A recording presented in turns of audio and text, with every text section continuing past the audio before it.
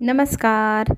लक्ष्मीच्या पावलांमध्ये आपल्याला येणाऱ्या भागांमध्ये एक जबरदस्त असा ट्विस्ट पाहायला मिळणार आहे, ज्यामध्ये आपण पाहतोय की श्रीकांत रजनीवरती खूप चिडलेला असतो, कारण ती कलाचं कौतुक करत असते. कलामुळे आपल्याला किती चांगल्या डिझाईनची ऑर्डर मिळाली, करोडोंची ऑफर मिळाली, असं सगळं ती बोलत असते. तेव्हा तिच्यावर तो रागवतो, तुझ्या त्या कलामुळेच आपली कंपनी आता बरबाद होणार. तेव्हा तिला वाईट वाटतं की माझा नवरा माझ्यावरती इतका रागवला, आणि तिच्यावरती रागवल्यानंतर तो एवढंही म्हणतो की तुला जे काम करता येतं तेच कर, माझ्या कंपनीच्या कामात नाक खुपसायचं नाही. आणि ती विचार करत बसलेली असते. तिथे कला येते. तुमचा चेहरा खूपच उदास दिसतोय, काही झालं आहे का, असं ती विचारू लागते. आणि मग ती सांगते, अगं काही नाही. मग ती म्हणते, मॅडम सांगा ना काय झालं आहे, तुम्हाला श्रीकांत सर काही म्हणाले का. तेव्हा ती म्हणते, आता हे तर नेहमीचंच झालं, त्यांनी पान उतारा करायचा आणि तो आपण ऐकायचा. या घरामध्ये एवढंच तर चालत आलेलं आहे. पण खरं सांगू का, तू खूप छान डिझाईन करते, डिझाईन बनवणं सोडू नको. माझी जशी अवस्था या घरात झाली आहे ना, तशी तुझी व्हायला नको.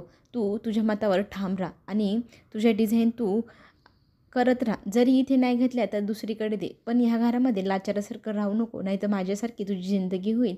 असं ती सांगत असताना खरंच कलालाही वाईट वाटतं. खरंच श्रीकांत सर खूपच वाईट आहे. ह्या घरात प्रत्येक व्यक्ती असाच आहे का, समोरच्या व्यक्तीला दाबून ठेवणारा, कुणाचीही कदर न करणारा. असंच जर असेल तर मी ह्या गोष्टीला विरोध करेन.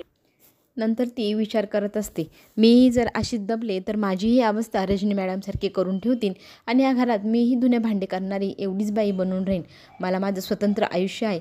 मी किती वेळा माफी मागितली तरी तो मला माफ करत नाही, पण मी डिझाईन बनवणं सोडणार नाही. आता ह्या गोष्टीवर ती ठाम आहे. देवाचा आशीर्वाद घेते. देवांना सांगते, देवा मला माहिती आहे मी सुरुवात चुकीची केली, पण मी चूक अजिबात केलेली नाही. हे सरस्वतीचं काम आहे जे मी करते, आणि मी ते असंच अविरतपणे करत राहणार. पुढे तिला असंही पाहायला मिळतं की सगळेजण बसून बोलत असतात, आणि त्याच वेळेला स्वामीनाथन सरही आलेले असतात. स्वामीनाथन सर सगळ्यांसमोर बसतात, तिथे डिझाईन वगैरे बघतात, आणि डिझाईन पाहिल्यानंतर त्यांना एकही डिझाईन आवडत नाही. तू डिझायनर बदलली आहे का, जर डिझायनर बदलले असेल तर मी तुझ्यासोबत काम नाही करू शकणार, असं अद्वैतला ते सांगतात. अद्वैत त्यांना समजावून सांगण्याचा प्रयत्न करतो, पण स्वामीनाथन सर खूप चिडलेले असतात. मला असल्या फालतू डिझाईन दाखवल्या, मला त्या अजिबात आवडलेल्या नाही, आणि आपण ज्या डिझायनरकडनं डिझाईन घ्यायचो त्याच डिझाईन मला मिळणार असेल तरच मी इथून पुढे तुमच्याशी कॉन्ट्रॅक्ट करू शकेल, नाहीतर मी तुला स्पष्टपणे तोंडावर सांगतो, मी तुझ्यासोबत काम करू शकणार नाही, असं म्हणत ते अद्वैतशी हात मिळवणी करतात आणि तिथून निघून जातात. आता हे सगळं काही कलाने तिथे उभं राहून पाहिलेलं असतं. कलाला वाईटही वाटत असतं, पण त्याचा ॲटिट्यूड इतका आहे, तो माझ्याकडनं डिझाईन घ्यायला तयार नाही, मग मी तरी काय करू, म्हणून ती ती सगळं गुपचूप पाहत असते. पण आता इकडे सरोजसोबत बोलण्यासाठी अद्वैत येतो. तो म्हणतो, आता आपल्याला काय करायला लागेल, आणि डिझाईन तर कलाने दिल्या आहे, त्याच त्यांना आवडल्या, तिच्याकडनंच परत घ्यायच्या का. सरोजचा ॲटिट्यूड असतो, नाही. पण अद्वैत सांगतो, आपल्याला आता विचार करायला हवं, घ्यायला तर लागेल. आबांशीही बोलण्याचा प्रयत्न करतो. आबा तुम्ही सांगा कलाला डिझाईन द्यायला, पण आबा म्हणतात, मी आता ह्या गोष्टीत नाक खुपसणार नाही. तुम्ही दोघं मायलेक बघा तुम्हाला काय करायचं, माझ्यापासून ह्या गोष्टी दूर ठेवा, आता तुम्हीच ठरवा. आता सरोजही म्हणते, घ्याव्या तर लागेल, पण अद्वैत तू तिच्याशी बोल, मी नाही बोलणार, असंही ती सांगते. कलाला इकडे सानिकाची काळजी वाटत असते. ती सानिकाला फोन करते आणि सांगते, हे बघ, थोड्या दिवस धीर घे, आणि कामावरून काढून टाकलं म्हणून खचून जाऊ नको. मी लवकरच प्रयत्न करून तुझा जॉब तुला परत मिळवून देईल, त्यामुळे तू घाबरू नको. 1-2 दिवस फक्त कळसूस, आणि खरंच माझ्यामुळे तुला त्रास झाला, मला माफ कर, माझ्यामुळेच तुझी नोकरी गेली, असंही ती बोलते. पण तुझी नोकरी मीच तुला परत मिळवून देईल, हेही ती सांगते. पुढे ती आबांशी बोलण्यासाठी जाते. कला आबांना सांगते, आबा जे काही घडते ते माझ्या डोळ्यासमोर आणि तुमच्या डोळ्यासमोर आहे. माझी मनाची परिस्थिती तुम्हालाही माहिती आहे. मला खूप वाईट वाटतंय, सरोज मॅडम माझ्याकडनं डिझाईन घ्यायला तयार नाही, आणि इतकं मोठं कॉन्ट्रॅक्ट गेलेलं माझ्यामुळे मला सहन होत नाही. काय करू आबा, मला डिझाईन द्यायची आहे, मग तुम्ही सांगा ना त्यांना घ्यायला. आबा म्हणतात, एक सांगू का, थोडी कळसोस, तू तुझ्या डिझाईनचं काम असंच करत राहा, आणि आता आपल्याला ह्या मायलेकांना धडा शिकवायचा आहे. आपण दोघं मिळून त्या दोघांना धडा शिकवू. तू डिझाईन वगैरे तयार करून ठेव, नक्की ती तुझ्या पायाशी लोळवून घेतील, आणि तेव्हा तू त्यांना धडा शिकवायचा. मी सांगतोय तसं तसं करत जा. आणि आबा तिला सांगतात, ते दोघंजणं जेव्हा तुझ्या पायाशी जेव्हा लोटांगण घालतील तेव्हाच ते सुधरतील, तेव्हा आपल्या दोघांना मिळून त्यांना सुधरवायचं आहे. आत्ता तू घाबरू नको, फक्त डिझाईन बनवून ठेव, पुढे काय करायचं मी पाहतो. आता आबांनी सगळ्या डिझाईन कलाला करून ठेवायला लावलं आहे.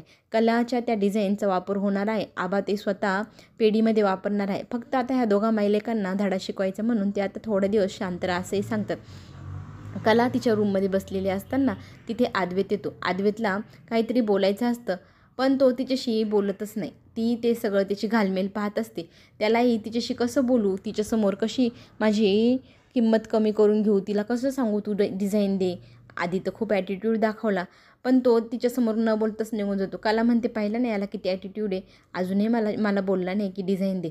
रात्रीही तो बोलण्याचा प्रयत्न करतो. पाहतो तर काय, कला तिचं तिकडे तोंड करून झोपलेली असते. आता कलाला उठवून तिच्याशी बोलू का असा विचार तो करू लागतो आणि तिच्याकडे तो हळूहळू जातो आणि पाहतो तर काय, कला बघते तो येत आहे. पटकन डोळे बंद करते आणि तो तिला जाऊन हाक मारतो, कला मला तुझ्याशी बोलायचं आहे. पण कला आता भाव खाणार, कला त्याच्याशी बोलतच नाही आणि तो म्हणतो, तू नाटक करत आहे झोपण्याचं, उठ बरं.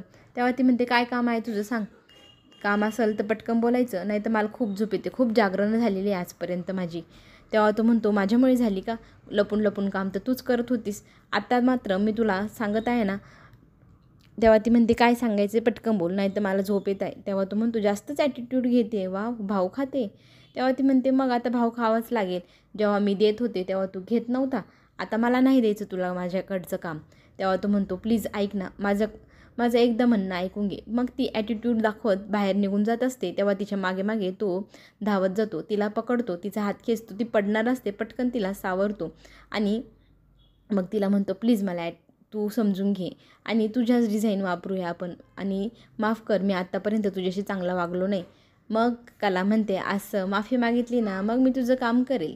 दुसऱ्या दिवशी मग सगळ्यांसमोर आबा सगळ्यांना बोलवतात आणि सांगतात, आपल्याला आता इथून पुढे स्वामीनाथनच्या ज्या काही डिझाईनी आहेत त्या सगळ्या डिझाईनी आता आपल्या कलाकडनंच घ्यावे लागतील. कला खरंच खूप हुशार आहे, तिचा मान व्हायला हवा, तिला ऑफिसमध्ये एक छान जागा द्या, असंही आता आबा सांगतात. आणि कलाला खूप अभिमान वाटतो ह्या गोष्टीचा, जेव्हा सगळेजण कलाचं कौतुक करत असतात. आणि आबा सरोजलाही आठवणीने सांगतात, तिने बनवलेल्या डिझाईन खूप महत्त्वाच्या आहे, आपल्या बाजारात आपलं नाव खराब व्हायला नको, त्या आपल्याला घ्यावंच लागतील. सरोज म्हणते, हे मला पटतंय, पण आबा असं समजू नका की ह्या मुलीमुळेच आपली कंपनी चालत आहे, माझ्या मुलाने खूप मेहनत केली आहे, एवढंही आठवणीने ते सांगते. आणि मग कलाला घेऊन आणि अद्वैत कामावर जात असतो. कला तिथे भाव खाते, अरे एवढी मोठी डिझायनर मी, माझ्यासाठी दरवाजा उघडायचं सोडून स्वतःच आधी जाऊन बसणार आहे का, माझे लाड कर, कौतुक कर, नाही तर माहिती आहे ना मला डिझाईन द्यायचा मूड होणार नाही. मग तो तिच्या बाजूने जातो, तिचा दरवाजा खोलतो, बसा मॅडम असं म्हणत तिला कौतुकाने आतमध्ये बसवतो आणि मग ऑफिसमध्ये जातात.